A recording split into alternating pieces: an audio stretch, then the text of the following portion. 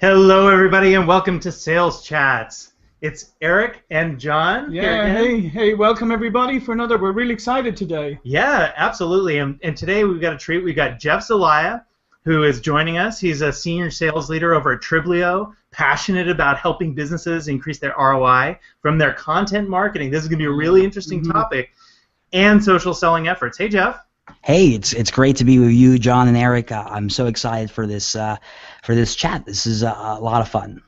Yeah, so we actually titled this chat, Do I Care? The Importance of Context in Content Creation. Say that fast 3 times. Yeah, that was really good. Yeah, there's so much content being created. There's so much content being flung out. I mean, I think we've gotten into where social spamming is, where people are just firing out content, and there doesn't seem to be rhyme or reason or purpose to a lot of it. So we really want to talk about context today, and let's just start off with the first question. So Jeff, if content is king, as everybody says it is, who's the queen?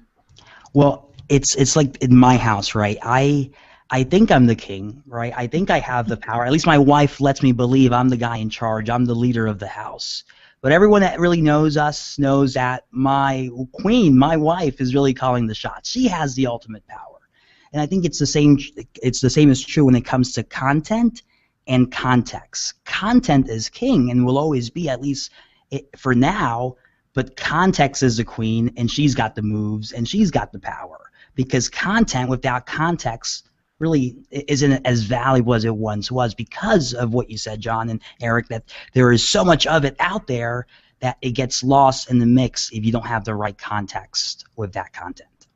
So let's dive in and get really practical, as we love to do here on Sales Chats. And as a sales leader yourself, you can take this down to the nitty-gritty, where tell us a little bit about how you're bringing context to sales situations day in and day out. Sure. So I think part of it is understanding what your audience is most interested in, right? And something that I see a lot in our organization, across many organizations, is that sales and marketing, they're not talking like they should be, right? And marketing thinks, hey, we got to create content to cover this topic, when sales is on the front line and they're hearing other stuff from their prospects about other types of content that their prospect is most interested in. And that disconnect is happening, where without that link, we're not going to be on the same page. So I think, number one, in order to create better content, you have to have that conversation with sales and marketing to figure out, what do our prospects actually want to know more about? What do they want to hear more about? And even that will change based on where that prospect is, right? Top of the funnel, awareness, right? They're interested in a lot of different topics and facts and figures, where when they're deeper in the funnel, there's different types of content that a person's more interested in, right? Maybe more competitive analysis, more very custom content based on where they're at in that stage in the funnel. So it varies, but I think, number one, you have to have that conversation to figure out, what is our prospect most interested in, and bring marketing and sales together to have that. So it seems to me that long before you ever start sharing content, you need to obviously understand your buyer, understand what's important to them. Perhaps here's the other thing: read the content that you're considering sharing, put it in some context, and before you ever set yourself up on Hootsuite or whatever and start all those auto shares, you really need to do your homework. Would that be right? Absolutely. I think that's where a lot of marketers and salespeople fails, that they don't really get the time or understand their audience as well as they could. And a lot of it is going back to asking questions, and even starting with the clients that you have now, and ask them, probe them, what type of things do you want to know more about? What questions do you have, right? Yesterday I interviewed a successful startup, and one of their tactics was that initially their content creation, it came from just taking their most frequently asked questions and then creating that into a blog post, and then they created an ebook, a series from that. So just going back to the questions that your prospects have, that's a great way to begin that content creation process. Answer their questions. And give us a sense of what you feel is the most effective way to take that kind of up-channel journey, where, as sales folks and sales leaders, you're often on the front lines. You're out there, you're actually interfacing with the buyers on a day in and day out basis. How do you then, kind of bring that back to marketing, or should you, or give us some tips there for how people listening to this podcast can take, action that's sustainable and relevant in their own organizations? I think one of the key questions is to really figure out what their challenges are, and to drill down on that, right? Find out where are your challenges, what kind of problems are you facing now, and then figure out how to solve those challenges, how to address those challenges. Now, of course, not every challenge that they're facing your organization is going to be able to solve, and that's okay. You want to talk about that as well, right? Now, it's not always about how it ties into you and it ties into your product. Ideally, in an ideal situation, you want to always bring it back to you, but I think nowadays it's really more about just being resourceful, being a resource for that prospect to rely on. So when it comes to, for Triplio's sake, right, anything about marketing, about content marketing, I want to be your resource. You might not always be able to use my product or service, but let me at least answer your questions and point you in the right direction. And I do that by asking questions, by figuring out what obstacles, what challenges my prospect are going through, and pointing them to the right places. And sometimes it's curated content, other times it's things that I have to create myself and give to them. But it's always going back to the prospect and helping them solve the issues that they're facing right now. Yeah, I think that's a great point. I think one of the most underrated and undervalued things that a salesperson can do is to be that broker of capabilities. So when you can't solve a problem, actually saying, well, listen, I know here's a couple of tools that maybe can solve your problem. Here's somebody that maybe you should talk to.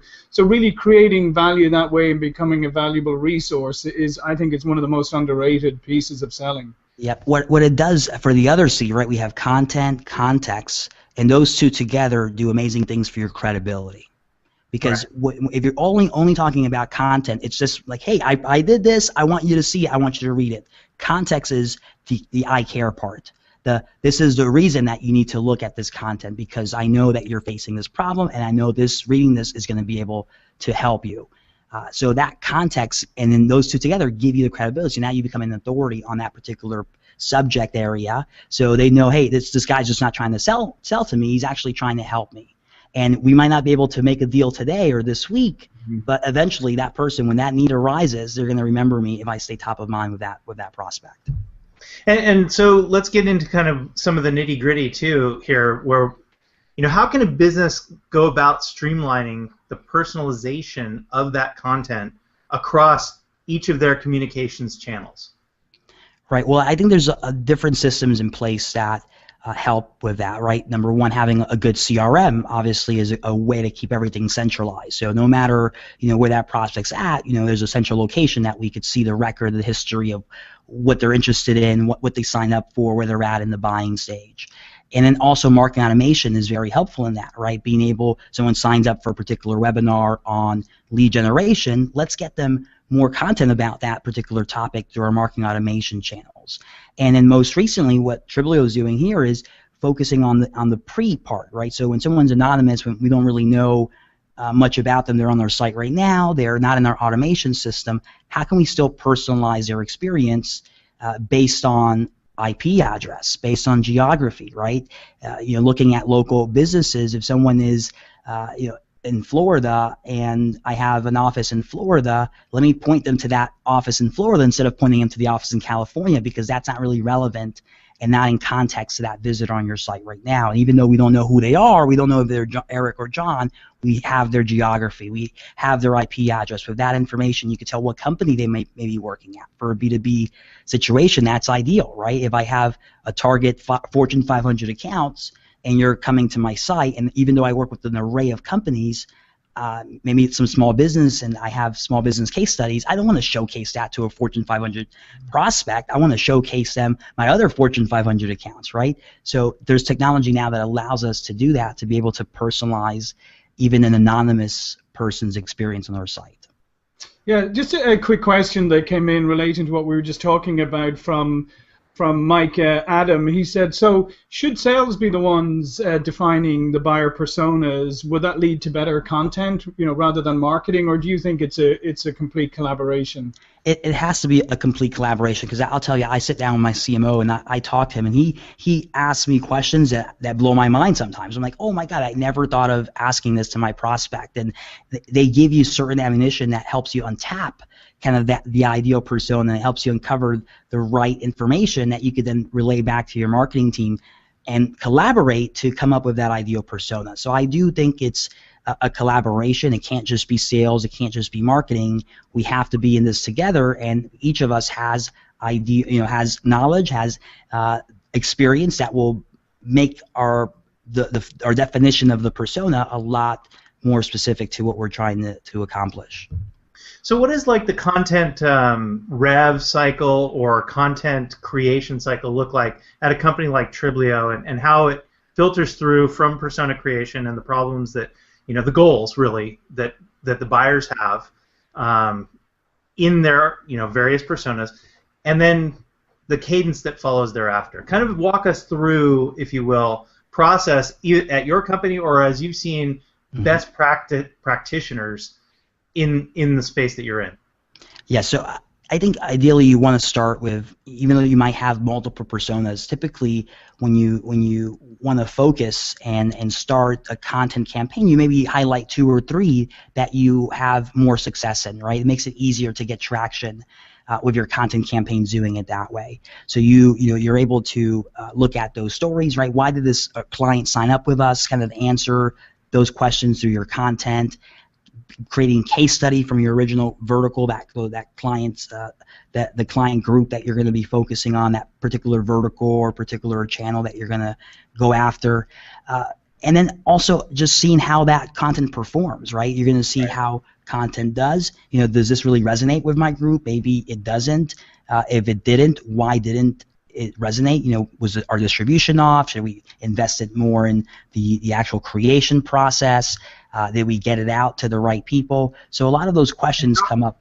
How are you going about measuring that, especially at a sales level where you're talking oftentimes about one-to-one? Mm-hmm. Yep. So I think number one is just your salespeople getting feedback from, so that one-on-one feedback that prospect will give you. Did they react to that piece of content that you sent them?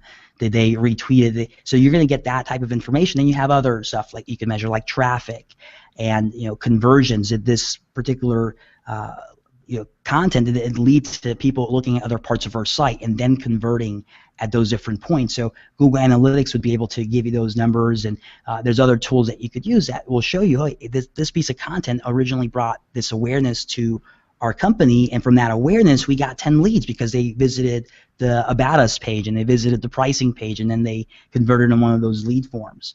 So you're able to see kind of that journey and the part that content piece played in that journey before someone converted. So I think that information is critical, so am I creating the right type of content?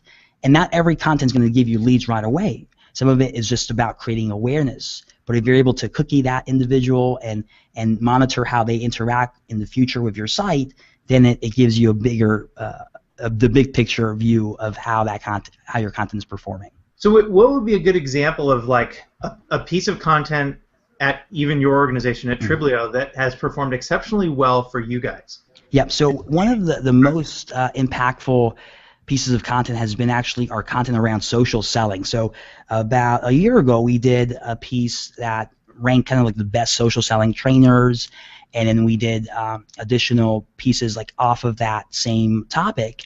And it was so successful, I think a couple different reasons, right? You tap into influencer marketing, right? Social sellers are very active on social media. If they got put on the list, they're going to be happily sharing that with a lot of their friends and families and on their social media feeds. So that was really helpful in getting us kind of our name out there. And then that also gave us future opportunities to do guest blogging on some like the Pipeliner CRM blog and others, right? So it opened up guest blogging opportunities where people were like, hey, since you helped me, I want to help you, come blog on our site. That helped increase our exposure.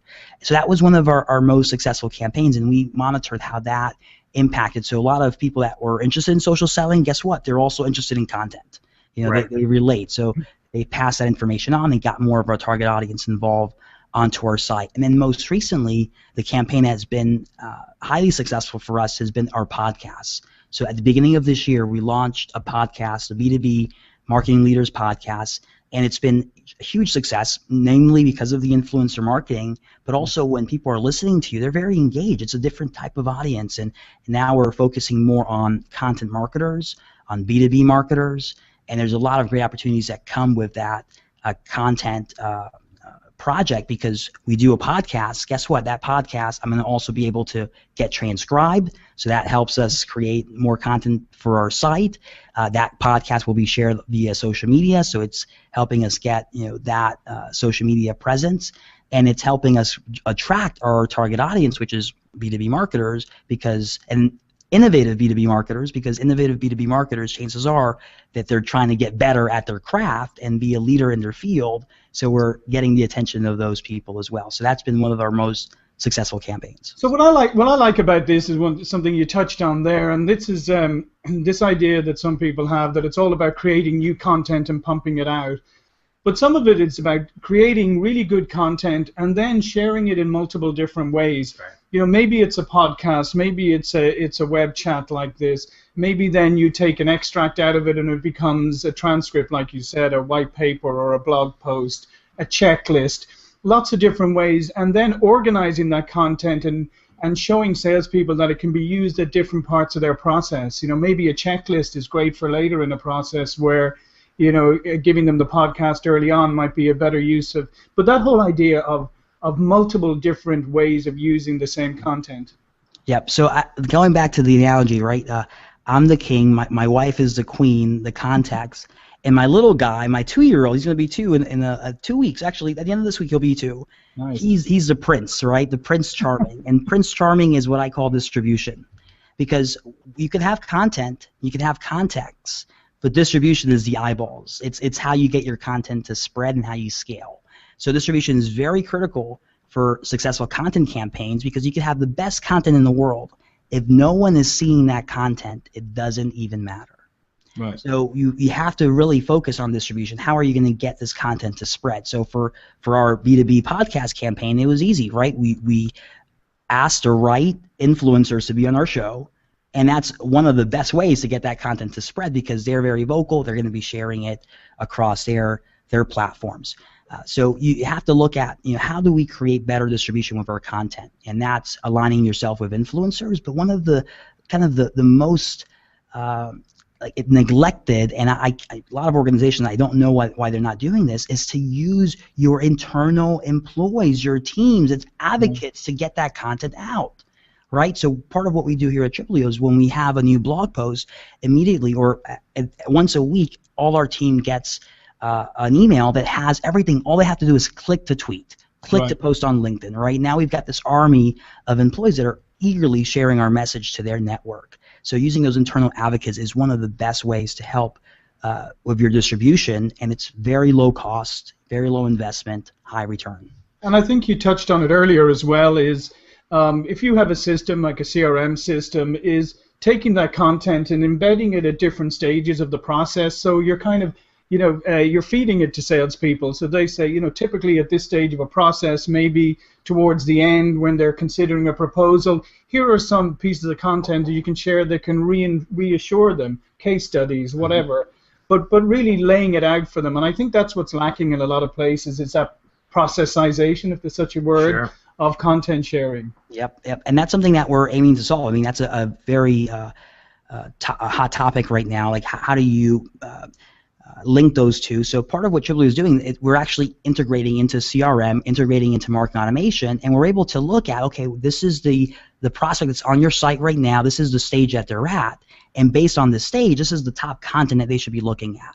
So whenever that visitor is coming back to the site, immediately they're getting calls to action, they're getting content that's featured that is relevant to the stage that they're in. And stage is one way to personalize. Another way is based on their objection. Right, so they might object because the price is too high. So what kind of content can we present that kind of brings that objection, that subsides that objection? So there's a lot of different ways to do it. But yes, you're right. Having that link between the website, the marketing, outbound email marketing, marketing automation, and the sales, it has to all come in together, all be integrated now for you to have a high probability of success with your organization. What I'm hearing as an undercurrent to this discussion is really orchestration, right? So we had a podcast with Sean Carroll Sandy who talked about orchestrating the rest of your company, especially in services businesses, into the sales process. And I think that there's a lot of businesses out there that struggle with doing that. content actually seems like it's a formidable bridge, and it sounds like you guys at Triblio are even down this path a ways with getting and activating internally such that you can then interface or map externally, especially during the sales process. Mm-hmm. Yep. Content is something that I think spans the entire, like you said, the entire organization. It's from the sales team, right? Salespeople could share content, curate content. We have a lot of that are doing LinkedIn publisher posts, right, and putting out their content there. That's great. We have the marketing team that their job, their main responsibility is coming up with content, distributing that content. But also content could be generated from customer success teams, right? So after a client is onboarded, how can we get that account executive that's working on that account to look for ways to generate content from that successful partnership, right? So it could be case studies, but also other ways, right? Like guest blogging opportunities, different events that we can invite that successful client to come out to, right, and create content from that, video content, etc. So you have to kind of use content as a bridge, like you said, to tie in all these different departments, because we, as an organization, we all have to create content that's going to attract more prospects and keep us top of mind and help us close deals.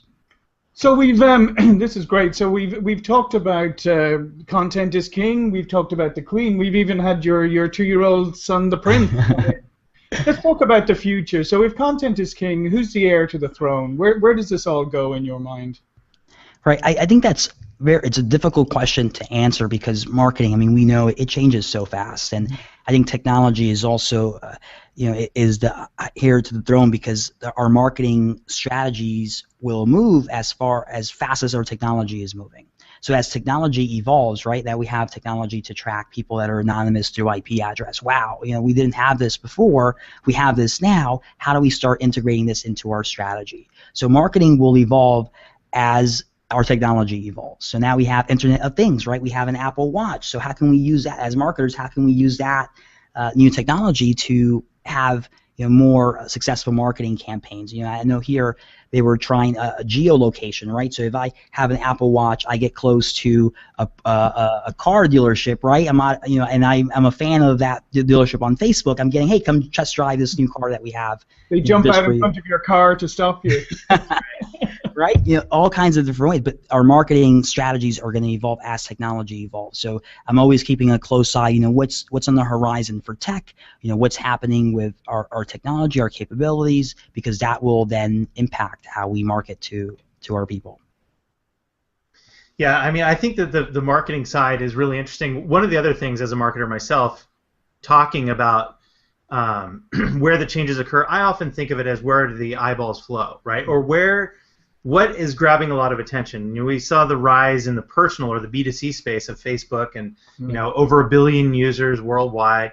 I actually think in the B2B side, especially for sales, the rise of LinkedIn as a content destination rather than just simply a personal or a professional identity kind of social network is a really important trend line to keep an eye on. Would you agree, especially from a content perspective? Oh, absolutely. And then you have LinkedIn Publisher, which I think is doing wonderful things.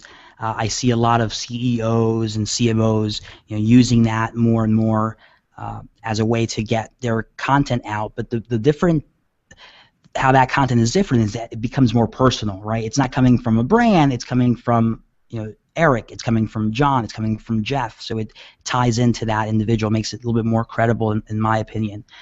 So yeah, I mean, LinkedIn is one of my favorite tools, and even LinkedIn Sales Navigator, which is doing wonderful things for salespeople everywhere. I know that's one of the tools that I rely on for most of my prospecting, and it gives me a lot of context, right, around my sales process, because I could know the right timing to reach out to a company, or know when people are getting promoted, and that gives me the context that I need to make the sales call at the right time, which will help the probability of that person saying yes to whatever it is I'm offering at that time. So what would be one of your pieces of advice to somebody maybe who's starting out? Because, as I said earlier, you don't want to fall into that trap of just pumping out content and sharing loads of stuff randomly. What would be a piece of advice to somebody starting out? I think just like most things in life, if you want to succeed, you have to have a plan. You have to have a strategy, and you can't create that strategy on your own. Seek help, seek advice in putting that strategy together, And one of the easiest places to start is by getting your marketing team and your sales team in one room, lock the door, order some pizza, and keep them in there for a couple hours while you start discussing. And invite some customers too. Yeah. Lock them in to the process as well. Heck, make it a happy hour, man. We'll party it up. But yeah, I think that's one of the best ways is just to start that dialogue, that conversation. What kind of target audience are we going after? What are they interested in? What are they saying right now? Asking your customers why they just sign with us. Why are you happy? Why is this working for you? And those are like the easiest places to start. And the foundation, I think, to building a great content marketing campaign is just to have a really good plan, a really good strategy in place. Strategy plus tactics. Yeah, there you go. That. So flipping the script a little bit, one of the things we love to kind of finish up sales chats with is learning a little bit more about the people, the experts that we have on the show. So we call this our sales chat Supercharge Sales Tip. Give us a sense of how each day could be something simple, could be something complex, but something unique to you that you do to get yourself in the right mindset for success. Yeah, I think number one is something that helps me every day is I always focus on the why, right? So I have to get up early every morning. I have about an hour and 20-minute commute to the office. Wow. And that's a good time frame to think about, why am I doing this again, right? Why am I putting myself through this torture? And then, I think about, my family and my son and what kind of future I want to provide him with. So I think that gives me a lot of energy, a lot of motivation to, when I'm at work, I'm working. I'm doing my best. I'm, putting all my effort here. But when I go home, it's time to disconnect a little bit, to really focus on my family, focus on the why of, why I'm working so hard and why I'm trying to succeed at my craft. So I think that's something that is really simple, but something that sometimes we forget our why. Why is it that you do what you do? And it could be your family. It could be because you really believe in your company. It could be your clients because you've seen so many success stories. You want to help a lot more clients out and have that great success. And it could be a combination of those things, right? But just focusing on the why, I think, will help you get in the right mindset to be successul. No, I love that. So it's like reconnecting with your personal motivation, or even discovering what your personal motivation is. I think that's great, because I think there's probably a lot of people who have either forgotten why they do what they do or never really thought about it. Love it. By the way, I think that there's a very strong correlation between focusing in on the why and kind of really owning the content and the ideas that you're bringing to the table every single day. Absolutely. So I think that you're probably in a very sweet spot there, Jeff. Yeah, thank you. And then one more thing, if you have a long commute like myself, podcasts. Listening to podcasts is also a great way to get in the right mindset. And then, of course, shameless plug, but the B2Bpodcast.com, go check that out. I interview all types of B2B marketing leaders and would love for you guys to take a listen if you're interested. Yeah. Yeah, and everybody that wants to learn more about social selling, you can always go to the Triblio blog. And so, Jeff, this has been a fantastic episode. Great tips. Really broke down kind of the content, strategy. We had some anecdotes about tactics that were effective. Plus, we learned about the royal family, the king, queen, and prince, which is good. Thanks, John. Thanks, Eric. I appreciate the time, and thanks for inviting me to be part of your show. I really appreciate it. Thank you, Jeff. Thanks so much.